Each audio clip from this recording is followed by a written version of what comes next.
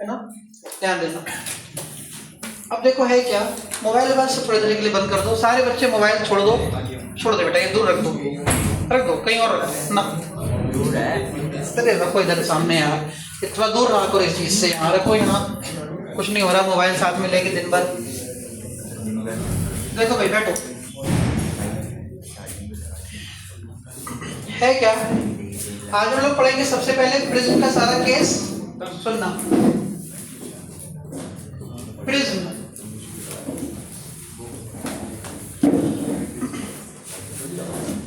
Prism में angle of deviation, सुनना पढ़ लेना। अब एक दूसरे को कुछ मत बताओ, जैसे सुबह से एक दूसरे को नहीं बताया, अभी मत बताओ, छोड़ दो, जो मन में है मन में रखो, मत बताओ, भूल जाओ। प्रिज्म, प्रिज्म में हम लोगों को सीखना है एंगल ऑफ डेविएशन, रिलेशन, है ना, डेल्टा में, ए में, आई और ई में रिलेशन सीखेंगे, सब लोग अटेंटिव हो गए, सामने बोल के देखो। प्रिज्म में जो हम लोगों को सीखना है वो आज हम लोगों को सीखना है एंगल ऑफ डेविएशन, बहुत ध्यान देना, डेल्टा, दूसरा delta plus A equal to I plus E का फॉर्मूला प्रूफ, तीसरा mu equal to sine A plus delta M upon two upon sine A upon two, ये हम लोगों को सीखना है, ठीक है। तो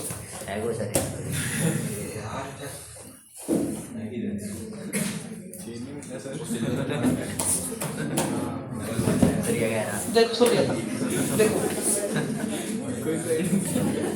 है क्या, प्रिज्म में हम लोगों को सीखना है एंगल ऑफ डेविएशन किसे कहते हैं, इसका फॉर्मूला, फिर सीखना है delta plus A equal to I plus E, फिर सीखना है रिफ्रैक्टिव इंडेक्स। शुरू करते हैं, ध्यान से सुनना और समझना फटाफट, सही है। देखो तो मान लो ये हमारे पास एक प्रिज्म है, देखो बेटा ये हमारे पास एक प्रिज्म है, सही है, मुंह पे से डालो, दोनों हटाओ, मुंह पे से हटाओ, हाँ देखो ये हमारे पास प्रिज्म है ए बी सी, सही है। देखो इस वाले हिस्से को कहते हैं बेटा एंगल ऑफ प्रिज्म, क्या कहते हैं इसको, ए को एंगल ऑफ प्रिज्म, किसको कहते हैं एंगल ऑफ प्रिज्म, सही है, सही है।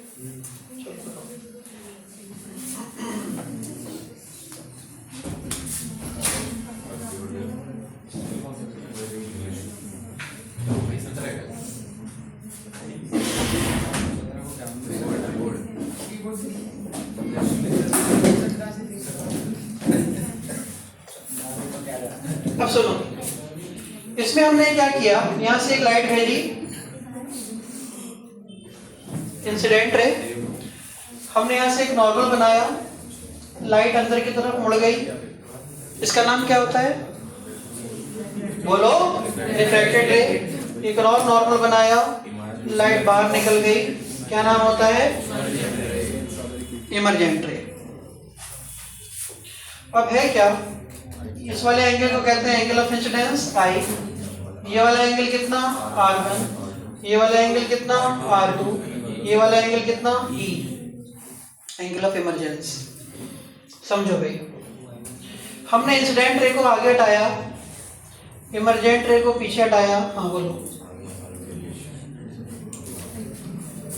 देखें बिल्कुल विजिबल है, हमको तो बिल्कुल विजिबल है।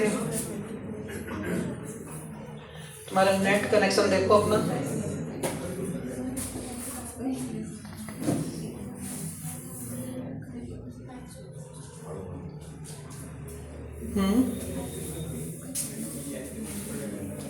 कुछ भी नहीं, अभी तो ये शुरू किया है। देखो तो मैंने इंसिडेंट रे को आगे हटाया, इमरजेंट रे को बेटा पीछे हटाया, ये दोनों जहां जाके मिलेंगे वहां पे एंगल क्या बनेगा, डेल्टा। इसका कुछ नाम लिख दिया मैंने, एम एन ओ पी, ठीक है, कुछ नाम लिख दिया मैंने, एम एन ओ पी। ये एंगल आई हो गया, ये एंगल R1 है, तो बताओ ये कितना होगा, हाँ, ये होगा I माइनस R1। ये E है तो ये R2 है तो ये कितना होगा E माइनस R2। अब मैं ट्राइंगल लेता हूँ PMO, ध्यान देना जरा, जल्दी सिखाऊंगा। इन ट्राइंगल PMO, कौन सा triangle? PMO। Exterior angle equal to sum of interior angle, delta equal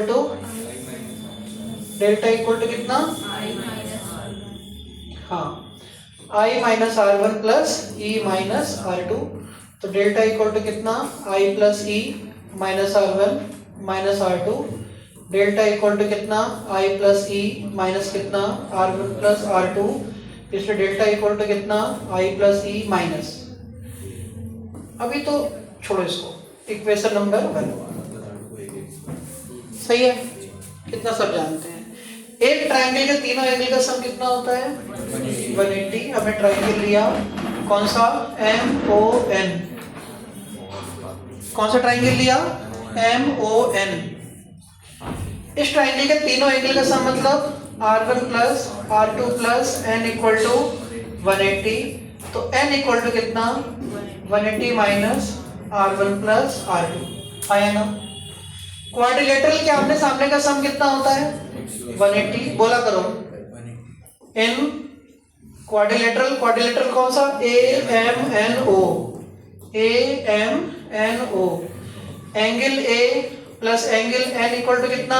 180, तो एंगल N इक्वल टू कितना? 180 माइनस A। यस और नो?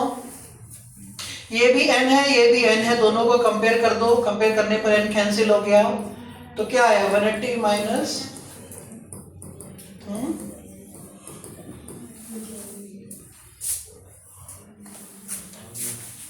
कैमरा तो साफ ही है, चलो 1 मिनट रखते हैं। चलो भाई देखेंगे ध्यान से, सुनना, कोई बात नहीं, वो हो जाता है कभी कभी, अब टेक्निकल चीजें दूसरा। 180 माइनस R1 प्लस R2 ये कैंसिल, तो जरा बताना क्या है? A equal to R1 plus R2। इस R1 प्लस R2 की जगह क्या लगा दो? A डेल्टा प्लस A, कितना आ गया? Delta plus A equal to कितना? I plus E। क्लियर? तो delta plus A equal to कितना आ गया? I plus E। पहला फॉर्मूला होता है प्रिज्म का, आसान है, फिर मैं कह रहा हूँ सुनना, ठीक है? हमने प्रिज्म लिया, इंसिडेंट रे भेजी जो कि रिफ्लेक्ट हो गई, बाहर इमर्जेंट हो गई, यहाँ पे एंगल ऑफ इंसिडेंस बना, ये वाला एंगल R1 बना, R2 बना, E बना। हमने इंसिडेंस रे को आगे बढ़ाया, इमर्जेंट रे को पीछे हटाया, दोनों जाके कहाँ मिले? डेल्टा पे मिल गए। डेल्टा को नाम बताओ क्या होता है? एंगल ऑफ डेविएशन होता है। अब बेटा डेल्टा जो है वो दो एंगल का सम हो गया इंटीरियर के, I minus R1 plus E minus R2, काम खत्म। तो अच्छे से लिख दिया, delta equal to I plus E minus R1 plus R2। छोड़ो। एक ट्राइंगल के तीनों एंगल का सम कितना होता है? R1 plus R2 plus N equal to 180, तो N इक्वल टू कितना? 180 minus R1 plus R2। Quadrilateral में आमने सामने के एंगल का सम कितना होता है? 180। तो आमने सामने के एंगल कौन कौन? Angle A plus angle N, तो A plus N equal to कितना? 180। N निकाल लो, 180 माइनस A, तो ये भी N है और ये भी N है, कंपेयर कर दो, तो 180 minus R1 plus R2 equal to 180 minus क्या? A। 180 से 180 क्या? A equal to R1 plus R2। इस R1 प्लस R2 की वैल्यू को मैंने यहाँ लगा दिया, तो delta equal to I plus E minus A, delta plus A equal to I plus E, पहला फॉर्मूला खत्म हुआ। इसी में एक स्पेशल केस होता है, ध्यान देना बेटा थोड़ा। फॉर, बोलो क्या? For minimum deviation. अगर बात हम मिनिमम डेविएशन की करें तो मिनिमम डेविएशन के लिए कौन बताएगा क्या क्या केसेस होने चाहिए?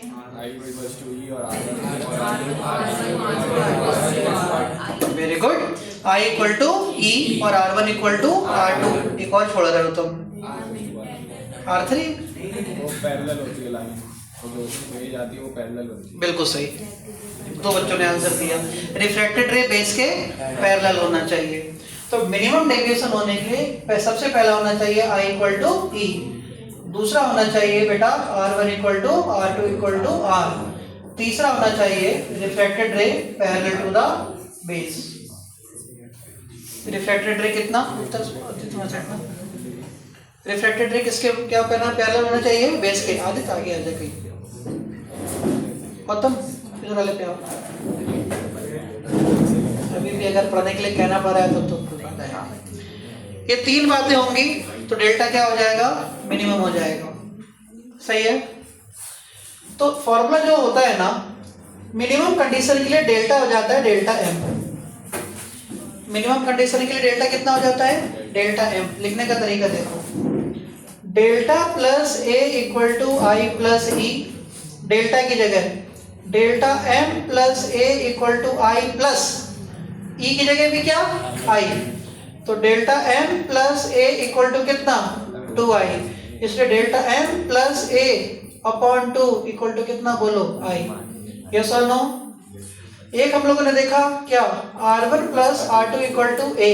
तो r plus r equal to a, 2r equal to a।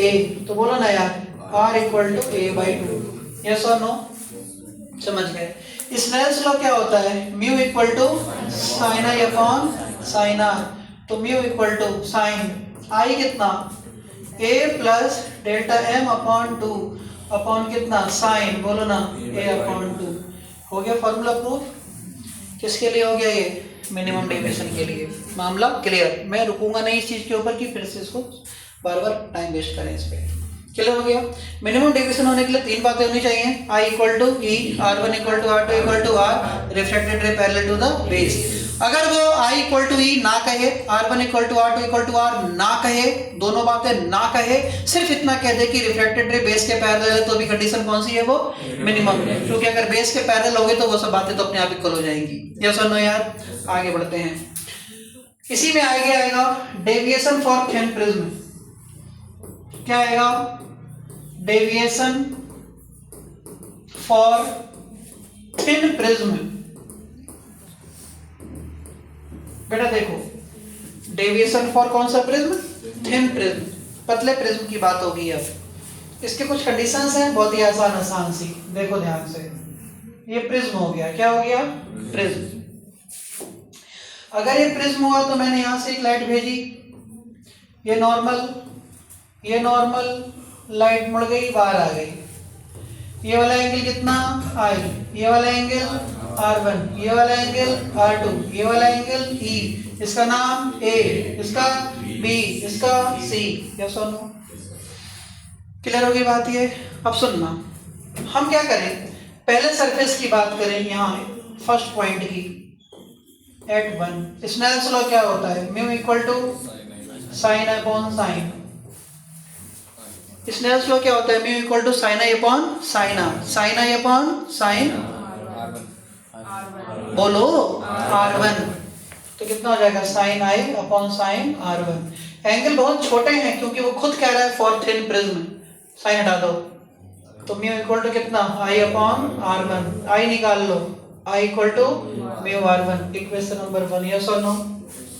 दूसरे सरफेस की बात करें, यहाँ की बात करें, एट 2। म्यू इक्वल टू बताओ क्या? Sign upon sign. बताओ क्या? Good, E upon r2।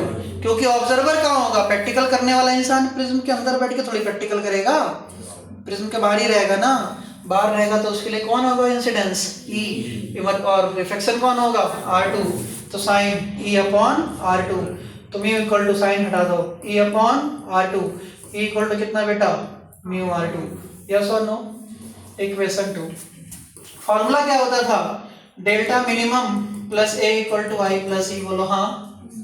अगर ऐसा होता था, डेल्टा मिनिमम नहीं, delta plus A equal to I plus E, तो डेल्टा प्लस ए, आई की जगह बताओ क्या रखूं? Mu r1। ई की जगह क्या रखूं? Mu r2। तो delta plus A equal to क्या कॉमन? म्यू। कितना? r1 plus r2। Delta plus A equal to mu और r1 प्लस r2 क्या होता है? ए। नहीं बात समझ में आई? Mu A. तो delta equal to mu A minus A. Delta equal to A common क्या आया? Mu minus 1। यस और नो? यहाँ से दो बातें समझ में आ रही हैं तुमको कि delta directly proportional to A और delta directly proportional to mu. आया ना? इसका मतलब जैसे जैसे angle of incidence, angle of prism बढ़ेगा वैसे वैसे डेल्टा वी बढ़ेगा, और जैसे जैसे रिफ्रैक्टिव इंडेक्स बढ़ेगा वैसे वैसे डेल्टा वी बढ़ेगा। यस और नो? तो कोई तुमसे पूछ दे एंगल ऑफ डेविएशन कितनी बातों पे डिपेंड करता है, क्या आंसर होगा? दो। पहला एंगल ऑफ प्रिज्म, दूसरा refractive index of material of the prism. Clear होगी बात ये? तो थिन प्रिज्म समझ में आ गया। आगे बढ़ते हैं तुरंत, don't waste time. Reciprocal prism की बात आती है। एक प्रिज्म ऐसा रखा है और एक प्रिज्म ऐसा रखा है, दो प्रिज्म रखे हैं। कितने प्रिज्म? दो। कहते हैं डायग्राम ड्रॉ करो, व्हाइट लाइट भेजो और व्हाइट लाइट गेन करो। क्योंकि यार वैसे एक प्रिज्म क्या करता है बताओ, व्हाइट लाइट को कितने कलर में तोड़ता है? 7। सबसे बड़ी वेवलेंथ किसकी होती है, वायलेट की कि इंडिगो की? दो ऑप्शन दिए मैंने सिर्फ। वायलेट और इंडिगो में किसकी बड़ी वेवलेंथ होगी?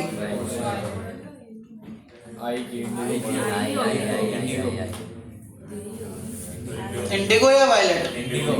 इंडिगो की होगी, क्योंकि विप की ओर में वी सबसे छोटी वेवलेंथ है ना? पक्का? चलो, वो कौन सा मीडियम है जिस मीडियम में सारी लाइट की स्पीड सेम रहती है? बोलो, वो कौन सा मीडियम है जिस मीडियम में सारी लाइट की स्पीड सेम रहती है? बोल नहीं रहे, देखो अभी भी हीट हो गया एकदम। वैक्यूम। और क्या? वैक्यूम का दूसरा नाम? वैक्यूम का दूसरा नाम एयर नहीं, ईथर। वो वाला C2H5O C2H5 ईथर है, केमिस्ट्री वाला नहीं है ना। ईथर प्योर एयर या वैक्यूम को कहा जाता था, आइंस्टीन ने नाम दिया था।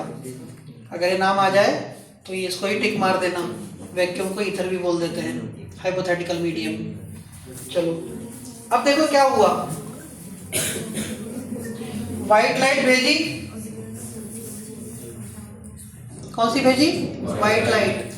ये व्हाइट लाइट 7 कलर में टूट गई मान लो, है ना? 1 2 3 4 5 6 7 कलर में टूटी। अब ये दूसरा प्रिज्म क्या करेगा? 1 2 3 4 5 6 7 सबको मिलाकर फिर से किस में चेंज कर देगा? व्हाइट लाइट में। तो इसको कहते हैं recombination of light by the prism. क्या कहते हैं इसको? हाँ, recombination of light by the prism. ये मन में रखना, याद रखना, वैसे पूछा नहीं जाएगा ये कभी भी, लेकिन तुम्हें आना चाहिए कि रिकॉम्बिनेशन किसे कहते हैं। क्लियर होगी बात? चलो, इस चैप्टर का सबसे इंपॉर्टेंट टॉपिक शुरू होने वाला है, जिसको कहते हैं कंपाउंड माइक्रोस्कोप।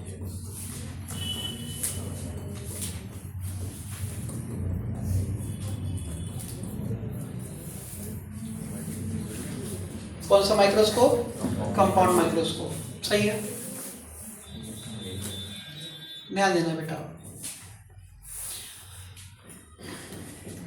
कंपाउंड माइक्रोस्कोप, ध्यान देना, क्योंकि ये टॉपिक ऐसा है कि अब आज पढ़ाने के बाद ये तुम मेरे मुंह से कभी नहीं सुनोगे।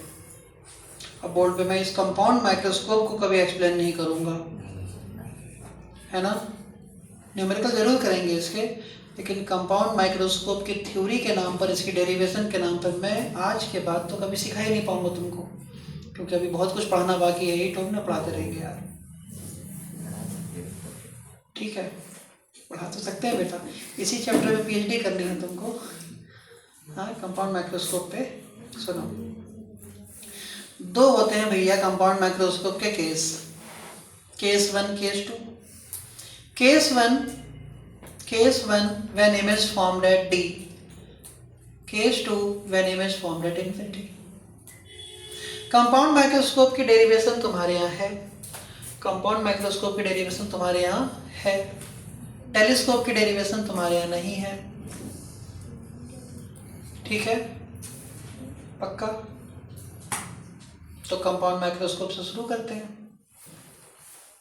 इसके डायग्राम में इतनी गलती कसम से, अभी हमारे यहाँ की प्री बोर्ड जो भी हुआ था कुछ दिन पहले, कॉपी चेक कर दी, तुमने भी दिया था ना प्री बोर्ड, वो वाला कर दी कॉपी चेक, अभी तो कल ही तो करी।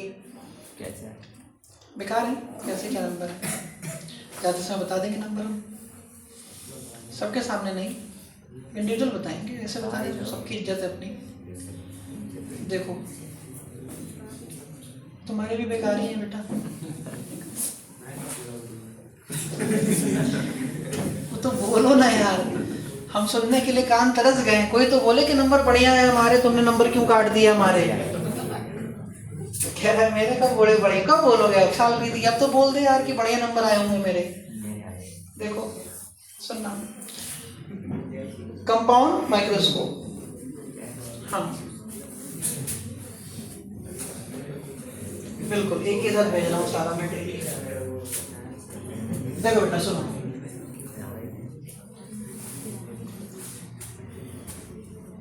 ठीक है। कंपाउंड माइक्रोस्कोप में देखो होता क्या है, दो लेंस होंगे, एक लेंस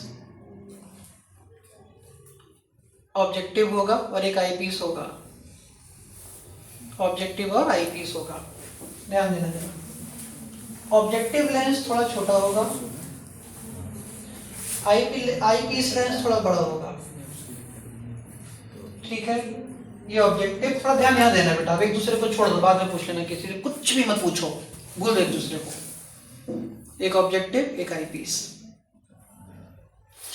अब बात ये आई कि इसके ऑप्टिकल सेंटर को ओ नाम दे दिया, इसको ओ डैश नाम दे दिया।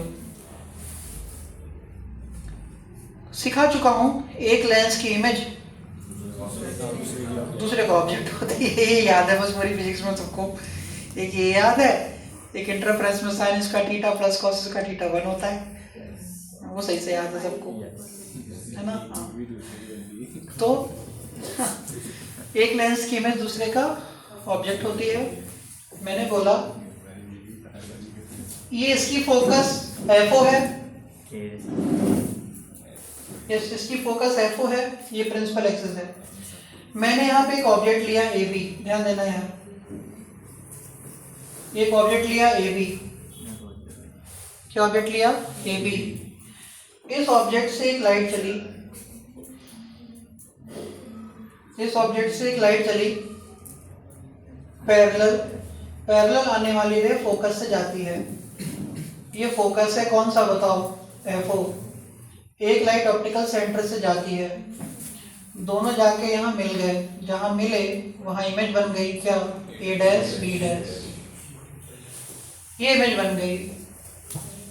अब ये इमेज इस लेंस के लिए क्या है, ऑब्जेक्ट है। हमें इमेज कहाँ बनानी है, डी पर। तो ज्यादा इसको एक्सप्लेन नहीं करूंगा, तुम्हें पहला केस याद रखना है। देखो अगर तुम्हें इसकी इमेज डी पर बनानी है तो इसके फोकस को यहाँ रख दो एफ ई। ये इमेज, इसकी इमेज इसके फोकस के कहाँ होनी चाहिए, अंदर, फोकस के अंदर। अगर इसकी इमेज इसके फोकस पर होती, इमेज कहाँ बन जाती, इन्फिनिटी पर, क्योंकि object at focus, image at infinity. सुन पाए, पहले लेंस की ऑब्जेक्ट कौन, ए बी, पहले लेंस की इमेज कौन, ए डैश बी डैश। जो ए डैश बी डैश है वो ऑब्जेक्ट हो गया किसका, आई पीस का। अब ऑब्जेक्ट की दो पोजीशन हो सकती हैं अलग अलग, या तो ऑब्जेक्ट फोकस पे आ जाए या फोकस के अंदर आ जाए, ये भूल जाना मत है प्लीज, मतलब ये नहीं कि फिर भूल गए आज। इस ऑब्जेक्ट की दो पोजीशन होती हैं, या तो फोकस पर या फोकस के अंदर। किसकी फोकस पर, हाँ उसका तो काम खत्म, अब जो करना था कर लिया उसने। आई पीस के फोकस पर या आई पीस के फोकस के अंदर। अगर आई पीस के फोकस पर पड़ गया तो इमेज कहाँ बन जाएगी जाके, इन्फिनिटी, क्योंकि object at focus, image at infinity. लेकिन अगर फोकस के अंदर आ गया तो कौन सा case number 6, image virtual, erect, enlarge. तुम्हारे सामने बनाऊंगा देखो। अब ध्यान देना जरा, मैं यहाँ पे इमेज बना रहा हूं, एक लाइट चली पैरेलल आने वाली रे कहां से जाती है, फोकस से। दूसरी रे कहां से जाती है, ऑप्टिकल सेंटर से। इसको आगे हटाओ वर्चुअली, इसको आगे हटाओ वर्चुअली, यहां पे जाके एक इमेज बन गई, देखो ये। और इमेज का नाम क्या हो गया बोलो, A double dash B double dash. बहुत सारे बच्चे फिर गलतियां करी उन्होंने, इस पेपर में भी ऐसे बना दिया था। वर्चुअल को डार्क मत बनाया करो यार, कई बार हिंदी में बोला है, वर्चुअल को डार्क मत बनाओ, वो रियल हो जाएगी। सब तुरंत टीचर ऐसे करके ऐसे कर देगा 2 बार, वो रियल देखते ही। समझ रहे मेरी बात को? समझो। तो इमेज बन गई कितना, A double dash B double dash. अब सुनो, अब बात ये आई, हमने क्या किया, इस ए बी ऑब्जेक्ट के बराबर एक ऑब्जेक्ट यहां एज्यूम कर लिया, ए डबल डैश क्यू। क्या एज्यूम कर लिया यहां पर, ए डबल डैश क्यू एज्यूम कर लिया, है नहीं है तो वो यहां, मान लिया कि यहां है। क्यों मान लिया, क्यों मान लिया? इसलिए मान लिया क्योंकि माइक्रोस्कोप से हम बहुत छोटी चीज को देखते हैं। बहुत छोटी चीज का मतलब हो गया पैरामीशियम, मैग्नीशियम, जो तुम्हारा ये पता नहीं क्या क्या चीज नहीं होता, अमीबा अमीबा, ये प्याज व्याज के अंदर क्या है, डीएनए, मटर फटर, उनके बिल्कुल बारीक चीजों को देखते जो नेट आई से नहीं दिखाई देता। तो उसको तुम यहाँ रखो, यहाँ रखो, यहाँ कहीं रखो, कोई फर्क पड़ने वाला है नहीं उसकी डिस्टेंस से। समझ रहे मेरी बात, समझ रहे मेरी बात? अब सोचो, मैग्निफिकेशन का एक फॉर्मूला होता है, मैग्निफिकेशन का फॉर्मूला होता है बीटा अपॉन अल्फा, या दूसरा फॉर्मूला होता है ten beta upon tan alpha. हाँ है ना? अब सुनना, बीटा कौन बनाता है, इमेज कहाँ बनाती है, आंख पर, और अल्फा कौन बनाता है, ऑब्जेक्ट बनाता है आंख पर। Beta is the angle formed by the image at the eye, alpha is the angle formed by the object at the eye. अब भैया इस इमेज ने आंख पर एक एंगल बना लिया बीटा, देखो इस इमेज ने आंख पर एक एंगल बना लिया बीटा, और इस ऑब्जेक्ट ने आंख पर एक एंगल बना लिया अल्फा। कितना एंगल बना लिया, अल्फा। नहीं बात समझ में आई? बस तो काम खत्म। टेन अल्फा निकालो पहले, सबका ध्यान बिल्कुल हाई लेवल ऑफ अटेंशन के साथ बोर्ड पर, बिल्कुल ध्यान से बोर्ड पर देखना, समझ रहे हो? टेन अल्फा निकालेंगे बेटा, टेन बीटा निकालेंगे, मैग्निफिकेशन निकालेंगे, फिर फॉर्मूला डिराइव कर लेंगे। ये एक ही डेरिवेशन है, टेलीस्कोप की डेरिवेशन आपके सिलेबस में नहीं है तो वो नहीं करेंगे, उसके क्वेश्चन आंसर करेंगे, ठीक है? पक्का यार? चलो ध्यान देना। नहीं देखो, टेन अल्फा, टेन अल्फा का मतलब बेटा परपेंडिकुलर अपॉन बेस। परपेंडिकुलर कौन, ए डबल डैश क्यू। पूरा बोला करो, आधा अधूरा मत बोलो, वही याद रह जाएगा। टेन अल्फा कितना, A double dash Q upon base कितना, A double dash O dash. छोड़ दो, क्योंकि ए डबल डैश क्यू किसके बराबर माना था हमने, ए बी के। लगाओ, तो टेन अल्फा इक्वल टू कितना, ए बी अपॉन कितना, A double dash O dash. छोड़ दो, यस और no? Tan beta, tan beta बताओ, tan beta perpendicular upon base. Perpendicular कितना, A double dash B double dash, base कितना, A double dash O dash. तो सुनना आप ध्यान से,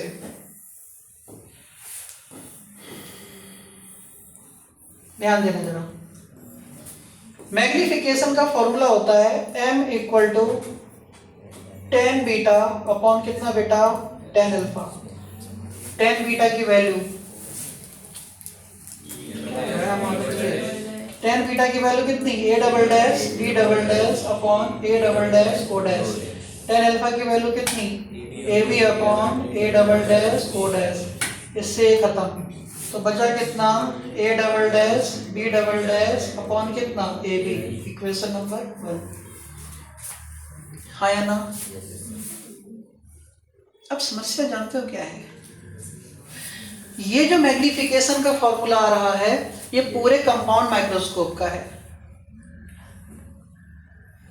जो ये मैग्निफिकेशन का फॉर्मूला आ रहा है ये पूरे कंपाउंड माइक्रोस्कोप का है। अब पूरे कंपाउंड माइक्रोस्कोप का फॉर्मूला इंडिविजुअल मैग्निफिकेशन के अलावा आ नहीं सकता, उसके बिना कैसे आ जाएगा? इसका मतलब इस पूरे कंपाउंड माइक्रोस्कोप के फॉर्मूले m में ऑब्जेक्टिव का भी मैग्निफिकेशन आना चाहिए और आईपीस का भी मैग्निफिकेशन आना चाहिए।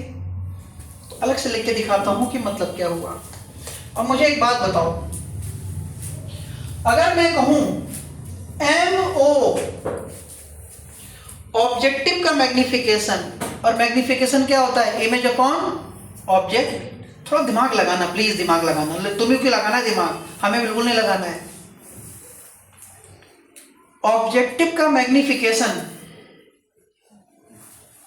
इमेज अपॉन ऑब्जेक्ट होता है, किसी का भी इमेज अपॉन ऑब्जेक्ट होता है। तो बेटा ऑब्जेक्टिव लेंस की इमेज कौन, ऑब्जेक्ट कौन, तो एमओ क्या होगा? A dash B dash upon A B. M E I piece,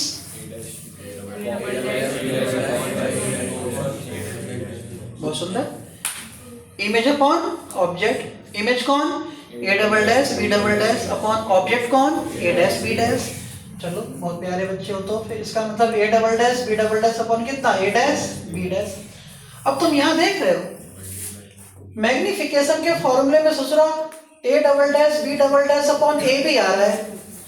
इसमें अगर मैं ए डैश बी डैश से मल्टीप्लाई और ए डैश बी डैश से डिवाइड कर दूं तो कुछ फायदा होगा? क्या फायदा होगा? ये दोनों मिलकर क्या बन जाएंगे? बोलो, एमओ। तो एमओ लिख दो। और ये दोनों मिलकर क्या बन जाएंगे? एमी। तो एमी लिख दो। मोमी। इक्वेशन 2। बेटा यहाँ पे 2 बार मो मत लिख देना, मोमो हो जाएगा, दूसरा हाफ प्लेट, समस्या हो जाएगी वहां पे फिर पेपर में। मोमी। तो मैग्निफिकेशन का फॉर्मूला क्या आ गया बेटा? मोमी।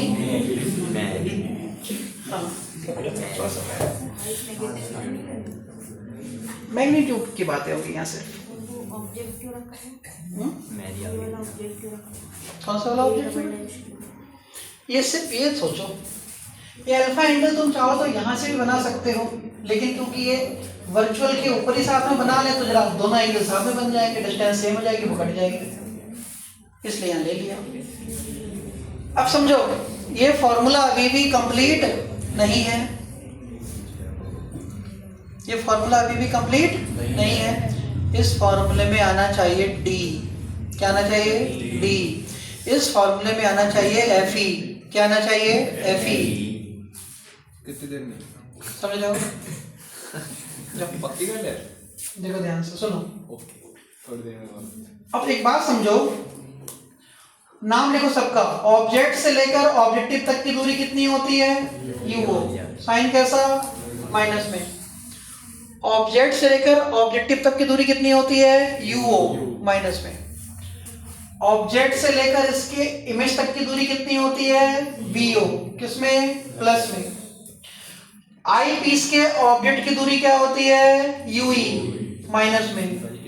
आई पीस की इमेज की दूरी क्या होती है? वीई, और ये होती है माइनस का डी। क्या होती है? माइनस का डी, जिसको कहते हैं least distance of distinct vision. क्या कहते हैं? आई पीस से लेकर इमेज तक की दूरी कितनी होती है? वीई, जो कि माइनस का डी। हाँ या ना? पक्का? आई पीस से लेकर इमेज तक की दूरी कितनी होती है? वीई कितना? माइनस का डी। समझ में आ गई बात ये? तो वी इक्वल टू कितना? माइनस का डी। डी को क्या कहते हैं हम लोग? Least distance of distinct vision. आगे समझ में? अब समझो, हमें वो सारा का सारा मैग्निफिकेशन का फॉर्मूला चाहिए डी के फॉर्म में और एफ ई के फॉर्म में। किसके फॉर्म में? तो मैग्निफिकेशन का फॉर्मूला एम इक्वल टू होता है, बताओ, V O upon U. M equal to क्या होगा? V upon U E. अब equation number 3 from I piece.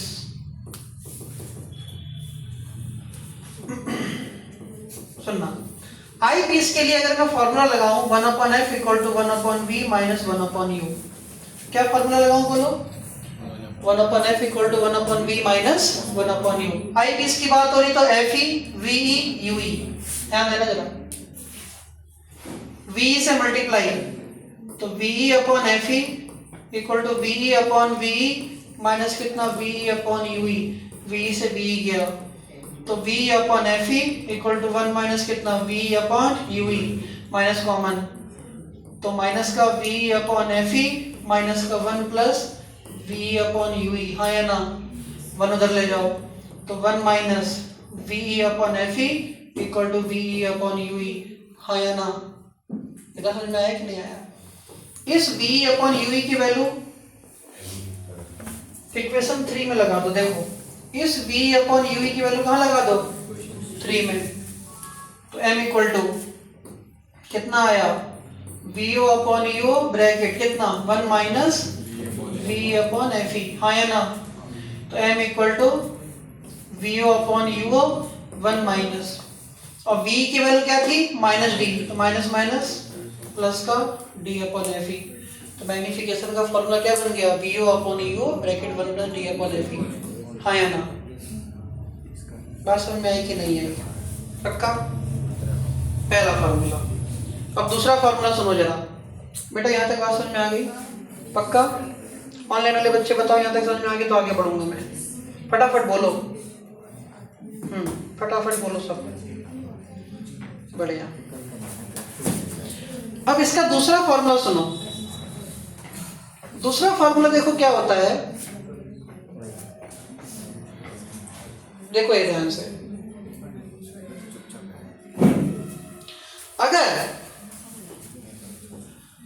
अगर ये ऑब्जेक्ट, कौन ऑब्जेक्ट, कौन सा नाम बोलो ऑब्जेक्ट का? हाँ, अगर ये ऑब्जेक्ट ए बी फोकस के पास आने लगे, सुनना यार, अगर ये ऑब्जेक्ट ए बी फोकस की तरफ बढ़ने लगे तो बताओ इसकी image A dash B dash left में बढ़ने लगेगी कि राइट में? बोलो। लेफ्ट में। स्कूल के पीछे तुम लोग बैठ के पढ़ते हो, खेत में कहाँ पढ़ाई करते हो? कहाँ कब गए यार? खेत में बैठ के पढ़ते हो तुम लोग? गन्ने के खेत में पढ़ रहे हो?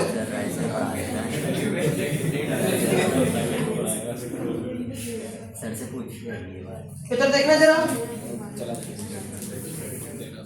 दिमाग में टट्टी भर रखी हो दूसरे। एक बात बताओ,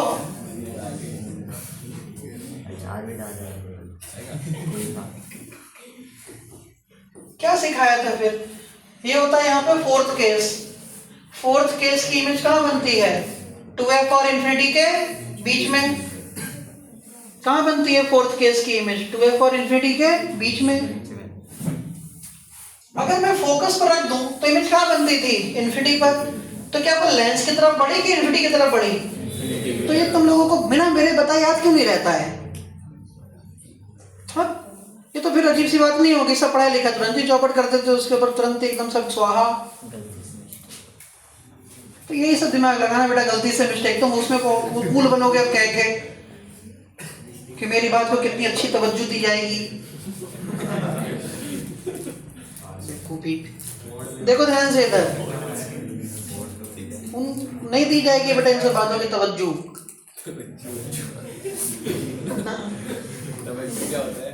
अहमियत, इम्पोर्टेंस, उर्दू का शब्द है तो ना तुम्हें हिंदी है पता, ना इंग्लिश पता, ना उर्दू पता, बस जी रहे हो संसार में खाली मोबाइल लेकर।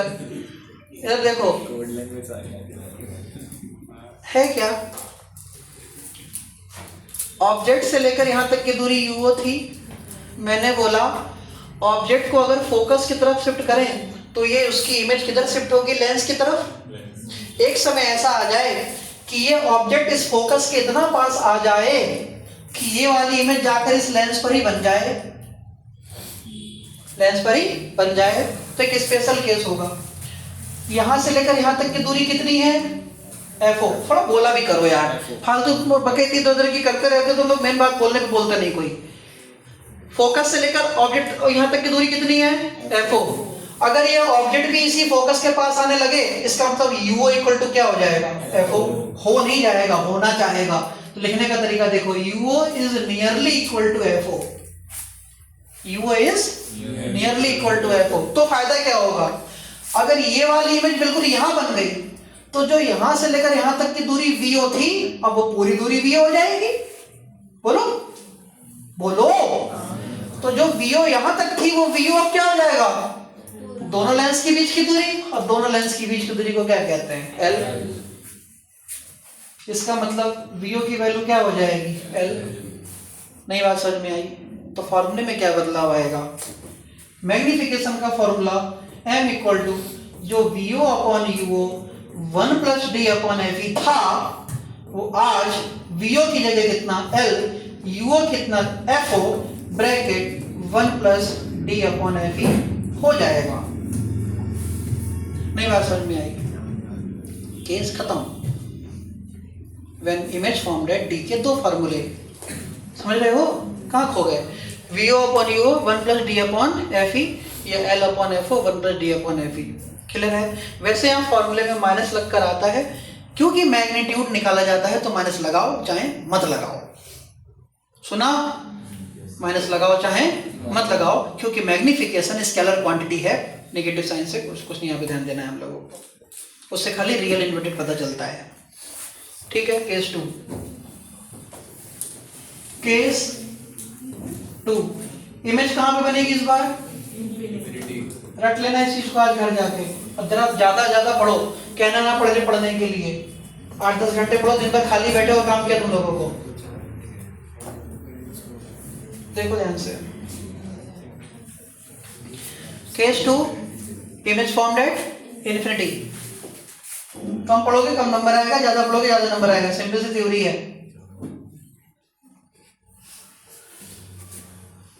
ओ ऑब्जेक्टिव और ये आई पीस, ये ओ, यहाँ पे ओ डैश, यहाँ पे क्या था बोलो? एफ ओ।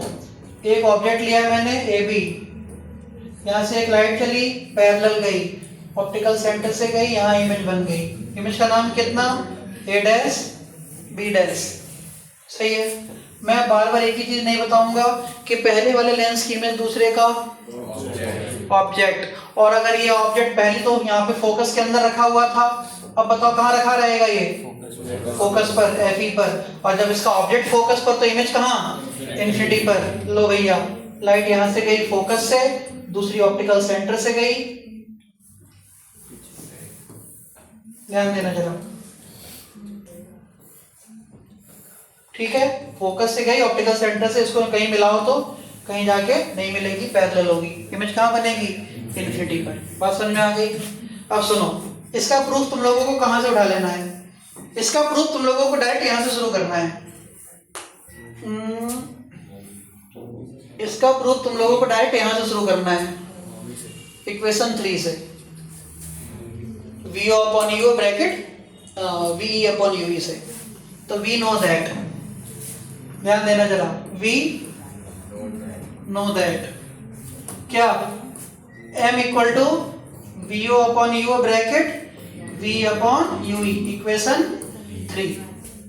सुनो, तो फॉर आई पीस के लिए क्या होता है? 1 upon F E equal to 1 upon V minus 1 upon U E, क्योंकि वी इन्फिनिटी है, लगा दो। तो 1 upon F E equal to 1 upon infinity minus 1 upon U E, तो 1 upon F E equal to minus 1 upon U E. पढ़े लिखे बच्चों, 1 upon infinity कितना होता है? 0।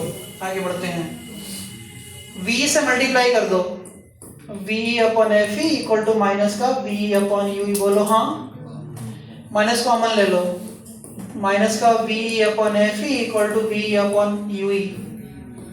यस और नो? और इस v अपॉन यू ई की वैल्यू को इक्वेशन कहाँ लगा दो? 3 में। तो m का फॉर्मूला क्या बना? vo अपॉन यूओ ब्रैकेट माइनस का v अपॉन एफ ई। लेकिन नॉर्मल विजन के लिए v की वैल्यू क्या होती है? माइनस डी, लगा दो। नॉर्मल विजन vo अपॉन यूओ ब्रैकेट कितना? Minus minus plus D upon F E. Yes और नो? नहीं बात समझ में आई? तो किसका फॉर्मूला हो गया ये? इन्फिनिटी का। और वहां के फॉर्मूले और यहाँ के फॉर्मूले में सिर्फ कितना अंतर है? 1 का। वहां 1 प्लस डी अपॉन एफ ई था, यहाँ पे सिर्फ क्या है? डी अपॉन एफ ई है। क्लियर हो गई बात ये? यस और नो? हो गया? माइक्रोस्कोप घर जाके पढ़ लेना, रट लेना, बता रहा हूँ, रट, बिल्कुल रट, डायग्राम के साथ बता रहा हूँ बच्चों। बहुत इंपॉर्टेंट टॉपिक है। फ्री के तुम्हारे 5 नंबर अगर पेपर में आ गए तो फ्री के नंबर है, और अगर तुम तब गलत करके आए तो अगर तुम तब भी गलत करके आ गए अगर पेपर में, तो तुम्हारा पूरे क्लास 12th में पढ़ना पैसा बर्बाद चला जाएगा, समझ लो, बिल्कुल सब पानी। बता रहा हूं मैं, अगर आती हुई चीज तुम गलत करके आए पेपर में, तो समझ लो कि फिर तुम्हारे फालतू जन्म हो गया पृथ्वी पर।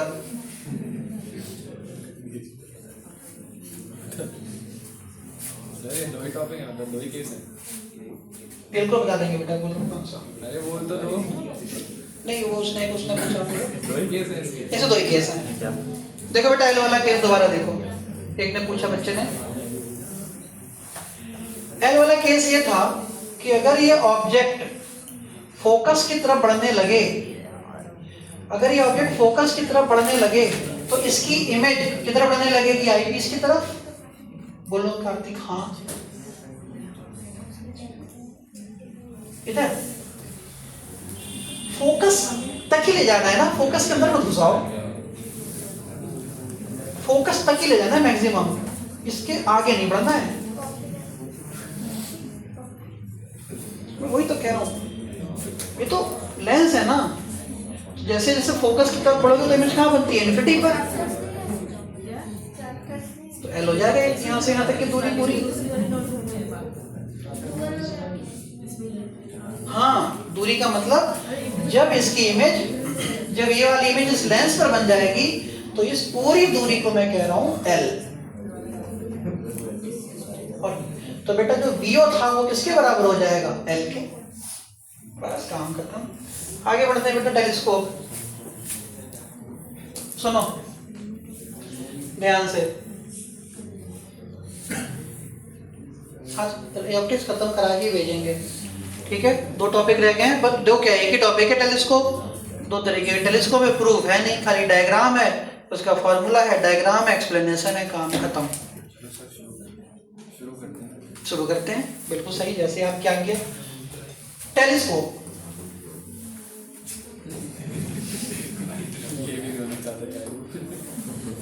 सुनेंगे। टेलीस्कोप में दो तरीके के टेलीस्कोप तुम्हें होते हैं, दो तरीके के टेलीस्कोप। सबसे पहला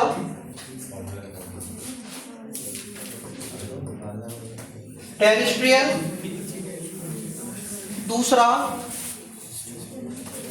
एस्ट्रोनॉमिकल।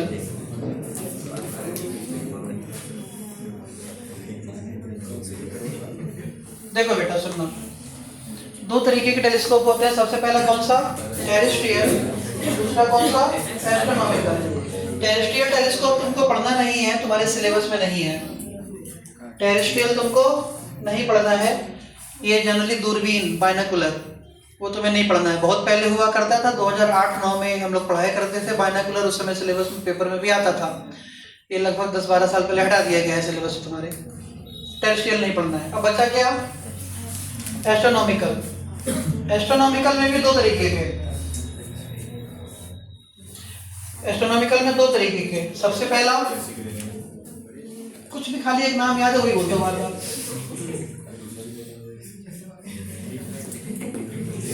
रिफ्रैक्टिंग टाइम पहला, एक नाम याद कर लिया वही बोल लो बार बार। कैसिग्रेनियन, कैसिग्रेनियन, कैसिग्रेनियन, कैसिग्रेनियन। रिफ्रैक्टिंग टाइम और दूसरा रिफ्लेक्टिंग टाइम। दूसरा कौन सा, रिफ्लेक्टिंग टाइम। ठीक है, सुनना आप। टेलीस्कोप में भी दो तरीके के, टेरेस्ट्रियल, एस्ट्रोनॉमिकल। एस्ट्रोनॉमिकल भी दो तरीके के, रिफ्रैक्टिंग और रिफ्लेक्टिंग, एक लेंस एक मिरर। रिफ्रैक्टिंग टाइप टेलीस्कोप में हम लोग जनरली ओनली लेंस यूज करते हैं, इसमें एरर भी आता है, ये बेकार टेलीस्कोप होता है। लेंस वाला बेकार टेलीस्कोप होता है, बेकार। क्यों? जो इसके अंदर एरर आता है, दो तरीके के एरर आते हैं, पहला और दूसरा। कौन बताएगा एरर कौन कौन से आते हैं? अब बोलो, अब बोलोगे तो तुम्हें काबिल मानूंगा, अदरवाइज बेवकूफ समझूंगा।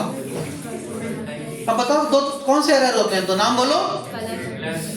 नाम चाहिए मुझे, फिजिक्स में जो बोला जाता है कलर।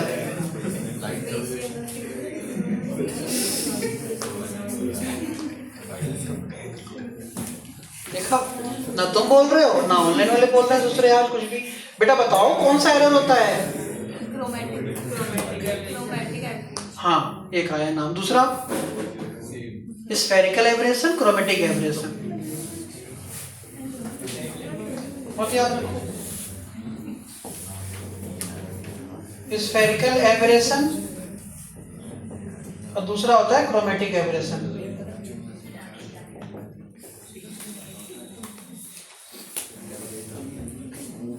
ये एरर होते हैं लेंस के सरफेस में कमी की वजह से, स्फेरिकल एब्रेशन और क्रोमेटिक एब्रेशन दोनों एक साथ। यहां रिफ्लेक्टिंग टाइप टेलीस्कोप में आओ तो रिफ्लेक्टिंग टाइप टेलीस्कोप खुद दो तरीके के हैं तुम्हारे सिलेबस में, एक न्यूटोनियन और दूसरा कैसिग्रेनियन।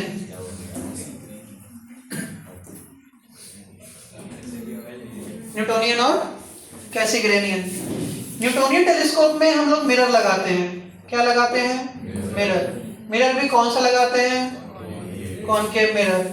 इसमें जो एरर होता है लगभग 1 to 2% होता है एरर। ये भी थोड़ा बेकार है। न्यूटोनियन टेलीस्कोप में भी मिरर लगाते हैं, मिरर भी कॉनकेव लगाते हैं। एरर इसमें भी होता है थोड़ा बहुत, ज़्यादा नहीं होता है। लेकिन कैसिग्रेनियन टेलीस्कोप, इसमें भी हम मिरर लगाते हैं और मिरर भी हम लगाते हैं पैराबोलिक या पैराबोलॉइडल, एक ही बात है। पैराबोलॉइडल, इसके अंदर जो एरर होता है लगभग नेग्लेक्टेड एरर। इसके अंदर कैसा होता है? नेग्लेक्टेड, ना के बराबर एरर होता है। सबसे अच्छा कौन सा? कैसिग्रेनियन। कैसिग्रेनियन टेलीस्कोप सबसे अच्छा माना जाता है। बात समझ में आ गई? तो एस्ट्रोनॉमिकल टेलीस्कोप, रिफ्रैक्टिंग में लेंस में एरर अच्छा खासा होगा, बहुत एरर होगा। रिफ्लेक्टिंग में न्यूटोनियन के बाद कैसिग्रेनियन, न्यूटोनियन में भी एरर होगा लेकिन कम, कैसिग्रेनियन में ना के बराबर एरर होगा। इसका मतलब सबसे अच्छा ये, उससे अच्छा ये और सबसे बेकार ये। क्लियर हो गई? चलो शुरू करते हैं रिफ्रैक्टिंग टाइप टेलीस्कोप से। सुनना, सबसे पहला रिफ्रैक्टिंग टाइप टेलीस्कोप।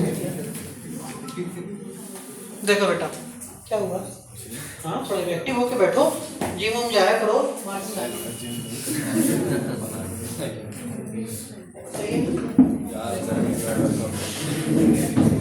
अच्छा वाला तो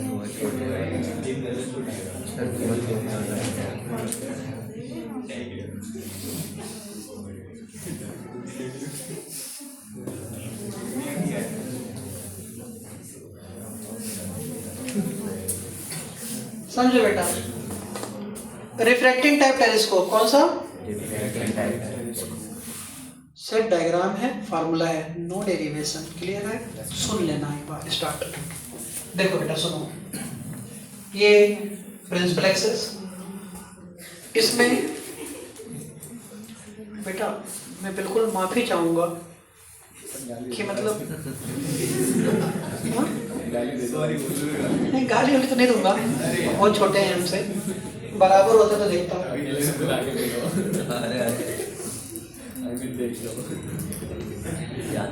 नहीं बच्चे ही हैं यार, 12th का बच्चा ही कितना होता तो वो बंदर ही है, खुजली मची रहती है उसको।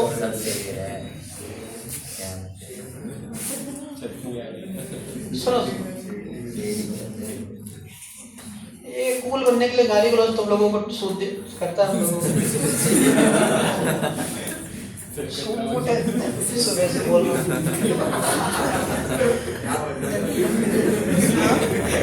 अरे सूट करता है कह रहा हूँ। देखो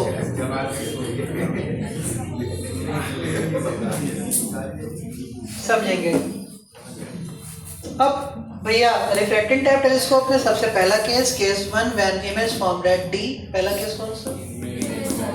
इमेज फॉर्म्ड एट डी और दूसरा image formed at infinity. Same ही होते हैं, इमेज डी पर बने और इमेज इन्फिनिटी पर बने। कभी कभी ये क्वेश्चन पूछ लेते हैं, सुनना, कभी कभी ये क्वेश्चन पूछ लेते हैं कि माइक्रोस्कोप में तो ऑब्जेक्टिव लेंस छोटा लिए थे, टेलीस्कोप में ऑब्जेक्टिव लेंस बड़ा लिया क्यों? कि आंसर दे देता हूँ, तुमसे नहीं पूछा हूँ। ऑब्जेक्टिव यहाँ पे बड़ा इसलिए लिया जाता है टेलीस्कोप में क्योंकि हम बहुत दूर की चीज़ों को देख रहे हैं। बहुत दूर मतलब किसी स्टार, तारे या प्लेनेट को देख रहे हैं। बहुत दूर होने की वजह से उससे आने वाली लाइट की मात्रा, अमाउंट, इंटेंसिटी बहुत कम है। समझ रहे हो? उससे आने वाली लाइट की इंटेंसिटी बहुत ही कम है। और छोटा सा अगर तुम लेंस ले लोगे, अगर लेंस तुम छोटा ले लोगे तो उसकी लाइट गैदरिंग पावर कम होगी। एक तो लाइट वैसे ही कम आ रही थी, ऊपर से तुम छोटा सा लेंस लेके बैठ गए तो वो कितनी लाइट को इकट्ठा कर पाएगा? अब ज्यादा लाइट अगर इकट्ठा ही नहीं होगी तो इमेज कितनी बनेगी? धुंधली, बेकार। समझ रहे हो? इसीलिए इतना बड़ा अगर लेंस लेके बैठोगे सामने तो वो ज्यादा से ज्यादा लाइट को एब्जॉर्ब करेगा। जितनी ज्यादा लाइट को एब्जॉर्ब करेगा उतनी साफ इमेज, अच्छी इंटेंसिटी की इमेज बना पाएगा। To increase light gathering power, we must take the large aperture focal length या large aperture convex lens as an objective. Light gathering power बढ़ाने के लिए, क्या बढ़ाने के लिए? लाइट को इकट्ठा करने की क्षमता बढ़ाने के लिए हम बड़ा कॉन्वेक्स लेंस लेके बैठते हैं टेलीस्कोप में। माइक्रोस्कोप में ऑब्जेक्टिव बहुत छोटा, माइक्रोस्कोप में ऑब्जेक्ट बहुत छोटा और बहुत पास, तो उससे जो भी लाइट आ रही है थोड़े एरिया में ही आ रही है। इतना बड़ा लेंस की क्या जरूरत है? थोड़े एरिया में तो आ रही है, छोटा लेंस में काम चल रहा है। नहीं बात समझ में आई? चलो अब यहां से हम एक लाइट चलाते हैं इन्फिनिटी से। हाँ, जाओ। मैं किसी को नहीं रोक रहा। एक लाइट ऑप्टिकल सेंटर से भेजा, कहां से भेजा? ऑप्टिकल सेंटर से। दूसरा मैंने इसी के पैरेलल भेजा, दोनों लाइटें यहां के मिल गई। बताओ ये क्या है? ये इसको क्या कहेंगे? बोलो अब। एफओ कहेंगे बेटा। फिर देख, छोड़ो अभी। ऑब्जेक्ट कहाँ रखा हुआ है? इन्फिनिटी पर। ऑब्जेक्ट इन्फिनिटी पर, एक लाइट ऑप्टिकल सेंटर से आई, सीधी निकल गई। एक लाइट इस लाइट के पैरेलल आई, आके यहाँ पे टकरा गई। तो ये पॉइंट क्या है?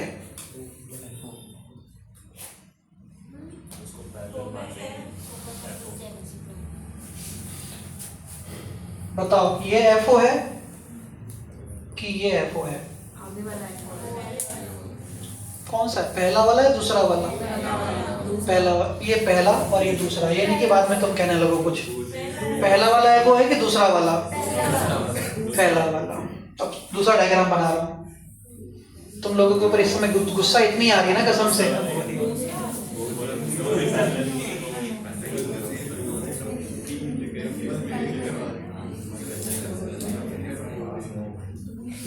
ये तुम लोगों ने जो अपने दिमाग को तुम लोगों ने एकदम टट्टी कर दिया है ना, बहुत तेज गुस्सा आ रही है इस समय।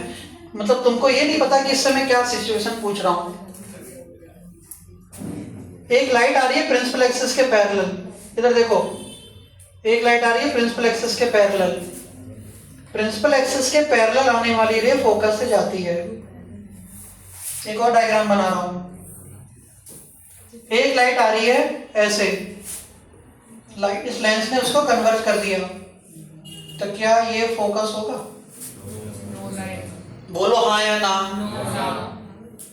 जब ये होगा ही नहीं फोकस, तो ये वाली लाइट क्या प्रिंसिपल एक्सिस के पैरेलल आ रही है? नहीं। जब ये प्रिंसिपल एक्सिस के पैरेलल नहीं है तो फोकस से कैसे जा सकती है यार? नहीं बात समझ में आई? तो इसका मतलब पढ़ ही नहीं रहा सही से। ये लाइट इस लाइट के पैरेलल है, ना कि प्रिंसिपल एक्सिस के पैरेलल है। नहीं समझे? और थोड़ा बहुत दिमाग लगा लेते अपना तो एक आंसर तुम ऐसे ही दे देते, when object at infinity image at focus. वो नहीं समझ में आ रहा था? When object at infinity image at focus. ये फोकस कहां से हो जाएगा?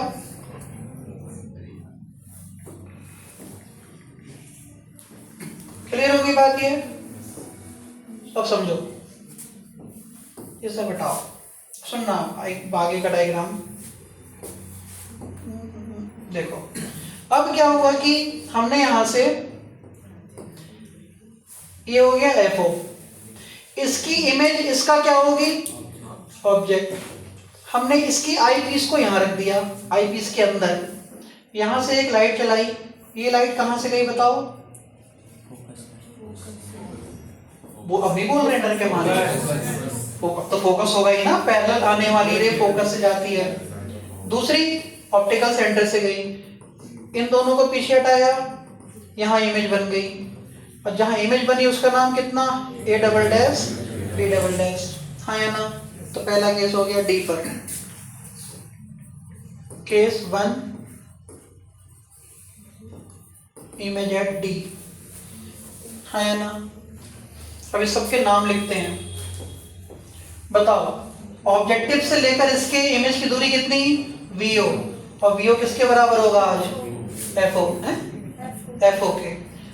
आई पीस के लिए ऑब्जेक्ट की दूरी कितनी यूई माइनस में, आई पीस की इमेज की दूरी कितनी वीई, और वी किसके बराबर लेते हैं माइनस डी। ऑब्जेक्टिव से फोकस की दूरी कितनी एफई। क्लियर होगी बात ये? इसके मैग्निफिकेशन का फॉर्मूला याद रखना है तुम लोगों को, FO upon FE bracket 1 plus, बताओ कितना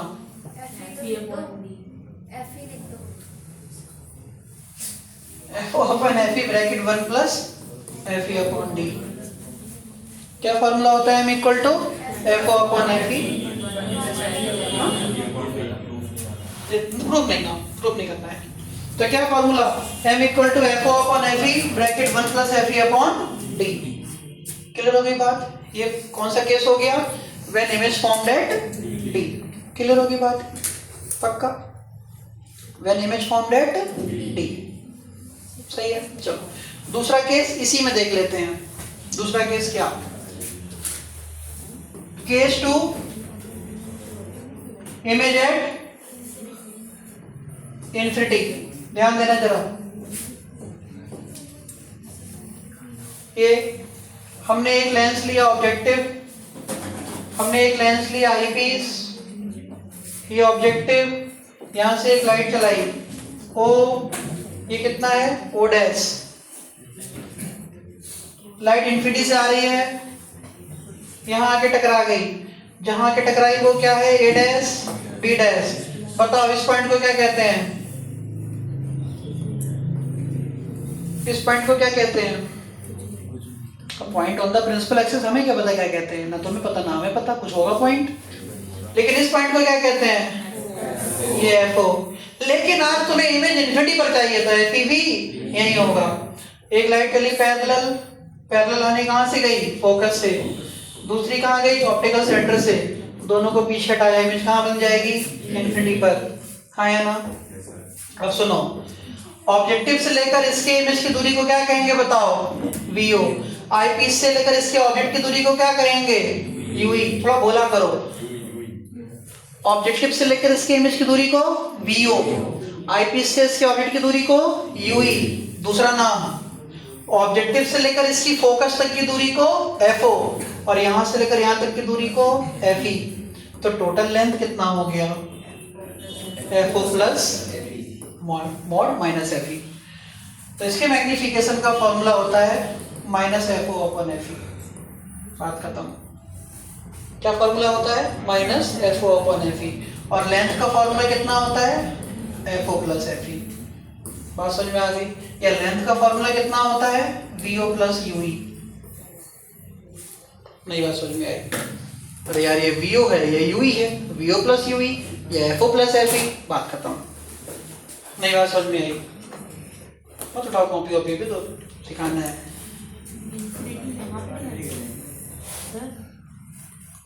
इस वाले केस में देखो लेंथ ऑफ टेलीस्कोप कितना वीओ, और यहां से लेकर यहां तक की दूरी कितनी UE, normal VO plus UE. बात खत्म। या बिल्कुल सही एफओ प्लस यूई। तो एफओ प्लस यूई कह सकते हो या वीओ प्लस यूई कह सकते हो। क्लियर? नेक्स्ट देखो न्यूटन टेलीस्कोप। Newtonian telescope. कौन थक गए? थकने उगने का नहीं हो रहा, दिन भर तो घर ही में थे, कहाँ गए तुम लोग सवेरे से? खाओ पियो घर ही में तुम सब, सही है? कौन सा टेलीस्कोप है? न्यूटोनियन टेलीस्कोप, सही है? रिफ्लेक्टिंग टाइम, ध्यान देना।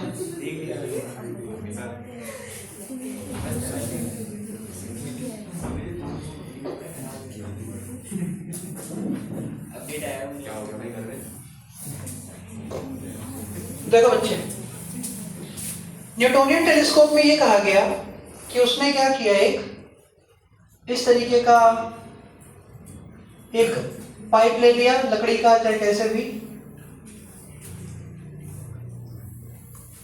ऐसा पाइप बॉक्स जैसा, और बॉक्स लेने के बाद उसने इसमें आगे यहाँ पर बंद है ये, और आगे कॉन्वेक्स मिरर लगा दिया।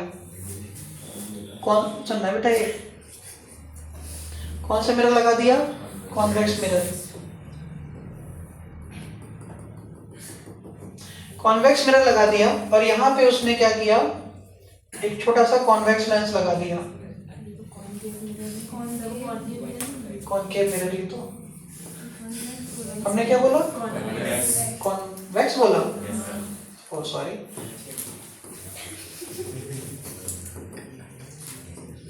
हाँ देखो, तो हमने यहाँ पे ऑब्जेक्टिव क्या लिया? कॉनकेव मिरर ले लिया। कौन सा मिरर? कॉनकेव। यहाँ पे उसने छोटा सा एक दूसरा लेंस लगा दिया, कॉन्वेक्स लेंस, छोटा सा लेंस, और ये आईपीस सिस्टम बना दिया। कौन सा सिस्टम? आईपीस सिस्टम, सही है। अब यहाँ से दो लाइटें भेजी, मतलब इन्फिनिटी से लाइटें आ रही होंगी ऐसे करके, ऐसे यहाँ इन्फिनिटी से लाइट आ रही होगी यहाँ से यहाँ, और ये लाइट टकरा के अभी अपने फोकस पर मिलना ही चाह रही थी कि उससे पहले उसने रास्ते में क्या रख दिया? मिरर। कौन सा मिरर? Plane mirror. जैसे ही प्लेन मिरर रख दिया तो उससे फायदा क्या हुआ?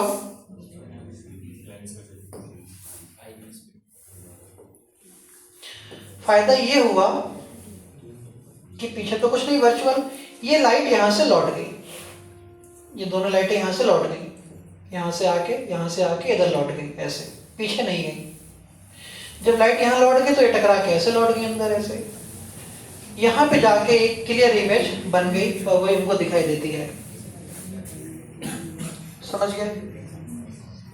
तो उसने एक पाइप लिया, पाइप लकड़ी का, आगे उसने बंद कर दिया इसको, एक आगे कॉनकेव मिरर लगाया। कौन सा? Concave mirror. कॉनकेव मिरर, वहां से लाइट आ रही है, कितनी दूर से लाइट आ रही है? इन्फिनिटी से।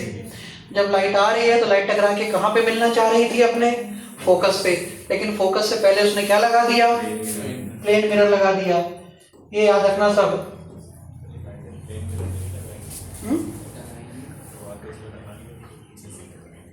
इसमें से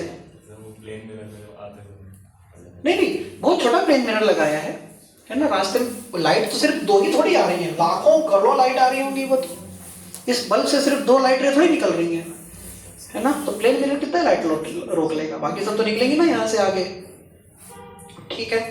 तो क्या हुआ, उस प्लेन मिरर ने जो लाइट टकरा के लौटी उसको सब यहाँ पे मोड़ दिया। यहाँ पे मोड़ने के बाद वहाँ पे अंदर इमेज बन गई, वही हमको दिखाई देती है। ये है न्यूटोनियन टेलीस्कोप। इसके अंदर भी थोड़ा बहुत एरर रहता है। समझ में आ गया? ये आगे बढ़ते हैं। बेटा ऑनलाइन वाले बच्चे बताओ, ये समझ में आया कि नहीं आया? बोलो हाँ या ना, फटाफट।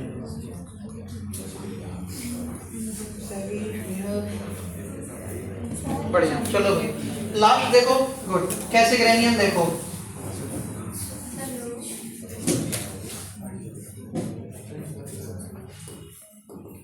कैसिग्रेनियन टेलीस्कोप देखो बेटा। कैसिग्रेनियन टेलीस्कोप में भी उसने क्या किया कि भाई एक पाइप ले लिया इस तरीके से, ये पाइप, और इस पाइप में उसने क्या किया कि एक पैराबोलिक मिरर लगा दिया। कौन सा मिरर? Parabolic mirror. ध्यान देना। अरे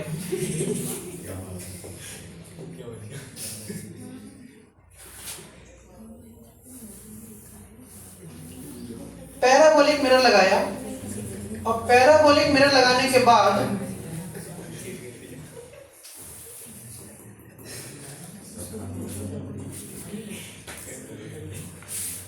समझो, यहां से उसने एक लाइट भेजी, वही लाइट इन्फिनिटी से आ रही होगी, लाइट इन्फिनिटी से आ रही होगी, इन्फिनिटी से लाइट टकराकर अपने फोकस पर मिलना चाह रही थी। कहाँ मिलना चाह रही थी? फोकस पे। लेकिन उसने पहले ही एक यहाँ पे मिरर रख दिया। कौन सा मिरर रख दिया बताओ? कॉन्वेक्स मिरर रख दिया। कौन सा मिरर रख दिया? कॉन्वेक्स। ये लाइट अब यहां नहीं मिल पाएगी। ये लाइट, इस लाइट को लौटा दिया गया होगा इधर की तरफ बाहर, इस लाइट को यहां बाहर लौटा दिया गया, और बाहर लौटाकर यहाँ पे छोटा सा लेंस लिया उसने, यहाँ पे जाके अंदर एक इमेज बन गई।